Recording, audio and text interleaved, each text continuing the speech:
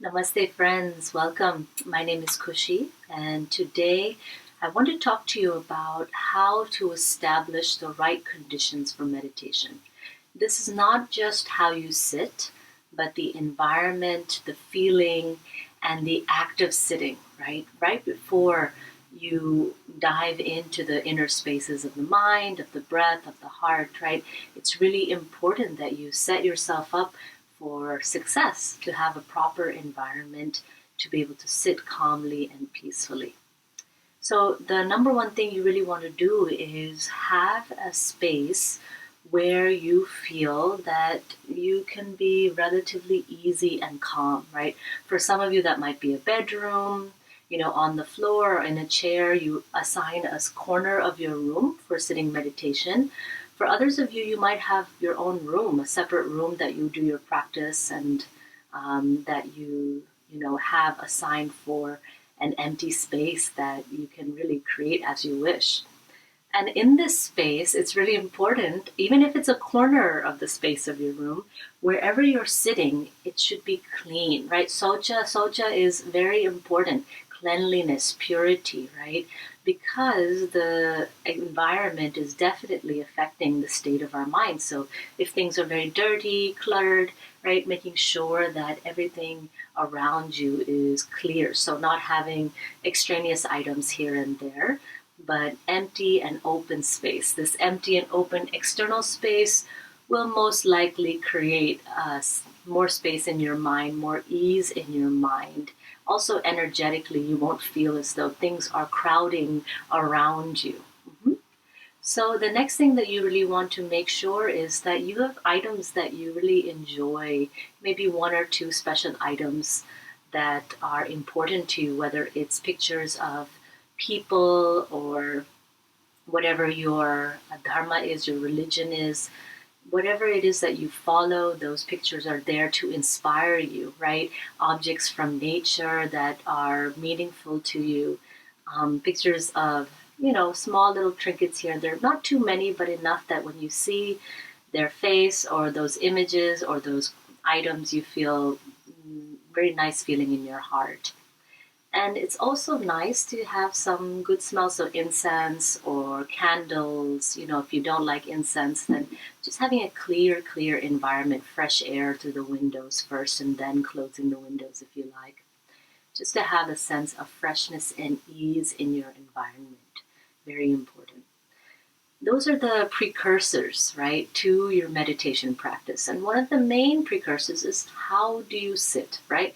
So, sitting meditation, if you're sitting on the ground, it's very important that you have your knees below your hips, right? So, if you're doing some yoga asana, right, generally over time, the body begins to open up, any stiffness in the knees and the hips and the lower back to allow you to sit in meditation. In Western culture, right, there isn't the sense of sitting on the ground, right, from childhood, right? We're always sitting in chairs or sofas and things that are very detrimental for our lower back and our spine health.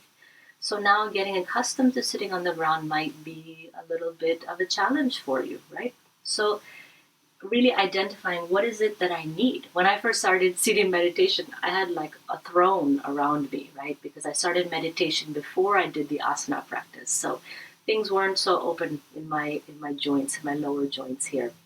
So I had many cushions, many bolsters to really prop me up so that I felt comfortable.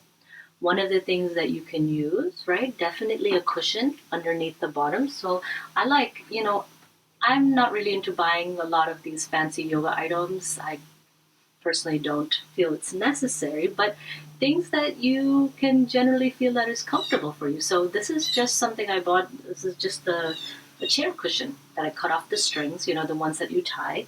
And this is my meditation cushion. I love this cushion, right? So generally, it's good to sit towards the edge of the cushion so that the top of the back of the pelvis can tilt forward and that you have more support for your lumbar spine. If you sit, boom, right in the center of the cushion, right, you won't feel as much support. So taking it behind you, right, and then coming to sit, right towards the edge so that you can really feel the tilt of your pelvis, right? And that will help to support the lower back. Again, if you sit to the middle, right, you'll have a tendency to round and press back into the back rim of the pelvis, and there won't be enough support for your spine. So finding that cushion is very important. There are all varieties of cushions, so you can see what is important for you. What do you really need to support your spine. Another thing that you can have is a backrest that can go on the ground, right? That you can softly rest, just touching the back of the body against. You can always sit against a wall, but again, don't put your full weight on the wall. It's just the feather touch of the back body against the wall, just to know it's there, so that you aren't, using the wall for full support. And when that happens, right, there's a tendency to fall asleep. So we don't want to do that. We want to keep the mind as alert, as fresh as possible, right? And then, of course, any supports for your body. So if you find that the knees are way up, right, if you're sitting and it's like this, then you need a higher cushion. You might need 3 or 4 cushions to prop yourself up. If you find any tension in the legs, right, you might need some blocks underneath your thighs here, or some cushions underneath the knees. Initially, I used to have a lot of knee pain, so I would have to prop some cushions here until that pain started to go away, subside eventually, right? And now, eventually, maybe you find yourself more and more comfortable on the ground. Now, if you're not sitting on the ground, you definitely need some support for a chair. No problem at all. There's no difference, right? If your spine is straight, spine straight means that the natural curves are there, the natural curves are lengthening, and there's ease in the way that the spinal column is holding itself upright in axial alignment. If that is occurring and you're sitting on a chair, then you can really enter the depths just as much, if not more, than someone sitting on the ground. So don't feel, that you got the short end of the stick or anything. If you're sitting in a chair, you want both feet flat on the ground. Again, you want to sit more towards the middle or edge of the chair so that you're not leaning back. And then you can have a light cushion underneath you, right? Or towards the back body, the lower back, or right underneath you so that you can feel easy. Good. Now, once you've found your seat, it's important to just let yourself settle down and into the feeling of the base of the body, right?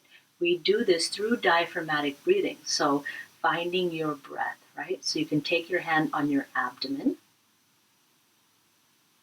And this diaphragmatic breath, otherwise known as the belly breath, is kind of the last precursor to starting your meditation practice, whatever it is, whatever path you follow. But it's important to calm down the nervous system, right? First, we calm down the external environment by cleaning it, purifying it, creating empty space so that the mind can relax. These are all cues, all signals for your nervous system that it's time to calm, to go inward, right? And to create that connection with the inner self. So most of us over time start breathing in our chest, but we want to free our breath by bringing it down. As you inhale, you'll feel the expansion of the lower abdomen, and as you exhale, you'll feel the belly coming in.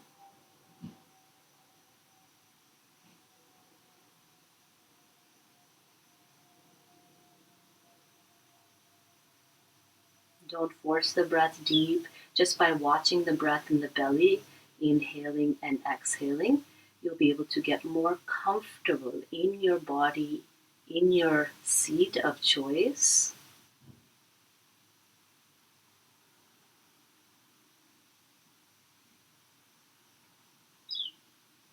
Once you feel that the belly breath has been established, you can take the hands on the knees or at the lap.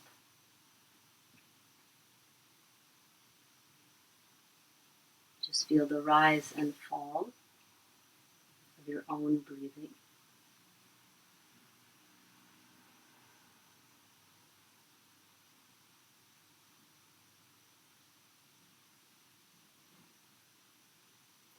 And from here, you can begin your meditation practice, whatever it is you choose for your point of focus.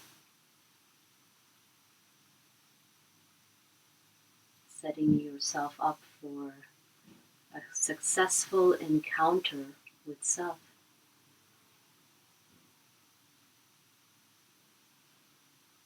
Good. Open your eyes. So very important to find the seat first, right? Your asana, your posture is the most important precursor to finding that connection between mind, body, and breath, known as yoga. Okay, hope this was helpful. Enjoy.